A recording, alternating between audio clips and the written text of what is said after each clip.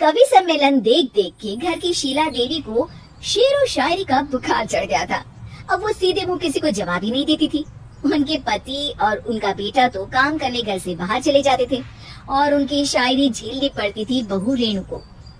अब सास बोलती नहीं, अर्ज करती थी, संदूक पे रखी संदूक, संदूक में रखे झुमके, बहू झुमके निकाल के दे मेरे, कहाँ लगा रही है ठुमके। माँ जी, झुमके तो आपके निकाल दूंगी मैं, लेकिन आपके दिमाग से ये शायरी का भूत कैसे निकलेगा?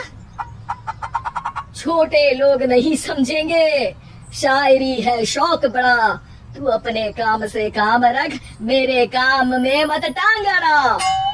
शौक अलग बात है, लेकिन हर चीज में अपना शौक डाल देने से जग हंसाई हो सकती है सासू माँ।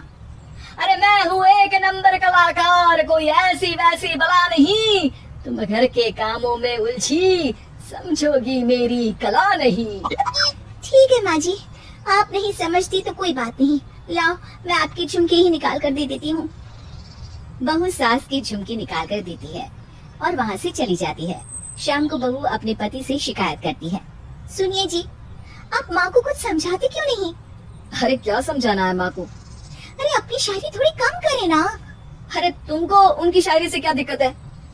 अरे मुझे नहीं, पर पड़ोस में सब लोग हंसते हैं, कहते हैं बुढ़ापे में लोग सठिया जाते हैं, लेकिन शीला जी तो शायर हो गई है। अरे लोगों का काम है कहना, लोगों की बातों का क्या टेंशन लेना। अरे वाह, मैंने भी शेर कह दिया, वाह वाह वाह। देख लो, तुमसे किसी ने कहा नहीं और तुम्हारे सामने कोई माँ की बुराई नहीं करता तो तुमको फर्क नहीं पड़ रहा। अरे तुम खामखा की बात का बतंगड़ बना रही हो। चलो चाय बना कर ले आओ मेरे लिए, साथ पियेंगे, कोई ढंग की बातें करेंगे।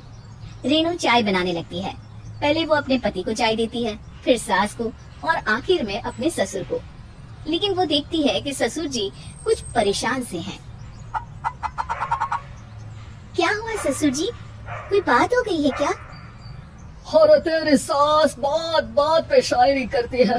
कल मैंने पूछा कि खाना खाया तो तेरी सास ने क्या जवाब दिया पता है? अरे गलती की और आरोपी ने कोड़े खा लिए फटाफट, खाना तो नहीं पर पकोड़े खा लिए झटाझट। अब बता क्या जवाब दूं इस बात का? वो तो सभी से शायरी में ही बात कर रही हैं। मुझे भी समझ में नहीं आता कि क्या करूं मैं। बेटा उसको उसी की भाषा में जवाब देना पड़ेगा। मैं तो आम बातचीत में भी उसके सामने कुछ नहीं बोल पाता, शायरी में क्या बोलूंगा भला।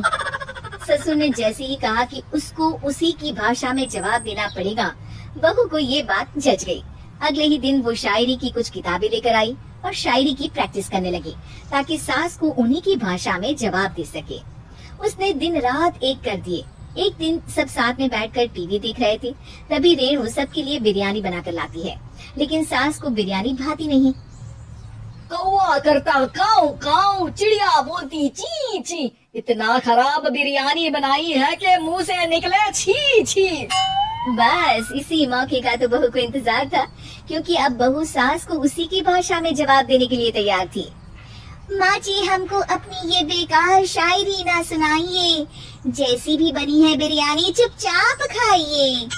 ससुर जी और रेणु के पति ने रेणु का जवाब सुनते ही जोर से ताली बजाई, और सास ने जब रेणु का शायराना जवाब सुना तो उनके गले में बिरयानी अटक गई।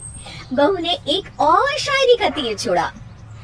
शायरी में बहू के सामने सास हो जाएगी ढेर, क्योंकि सास मारेंगी एक शेर तो बहू मारेगी 1.25 शेर।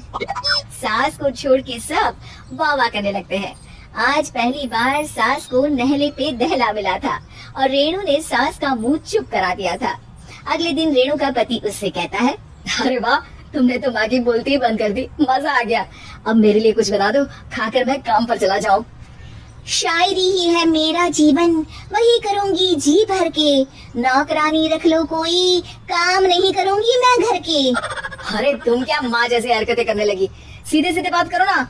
हो गई कल शायरी, रोज थोड़ी ना करोगी। शीशी भरी गुलाब की पत्थर पे फोड़ दो, जो मुझे शायरी से रोके उसके कान मरोड़ दो। पति घबराकर वहाँ से चला जाता है और बाहर उसके पिताजी के पास जाकर बैठ जाता है। दोनों अपनी बेबियों की शायरी से परेशान है। ससुर को पछतावा होता है कि क्यों उसने बहू को सास की भाषा में ही जवाब देने का आइडिया दिया।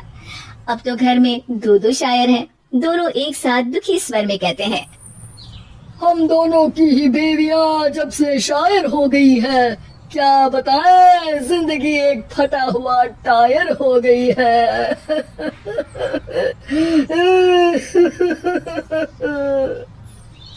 हम दोनों की ही बीवियां जब से शायर हो गई है, क्या बताएं जिंदगी एक फटा हुआ टायर हो गई है।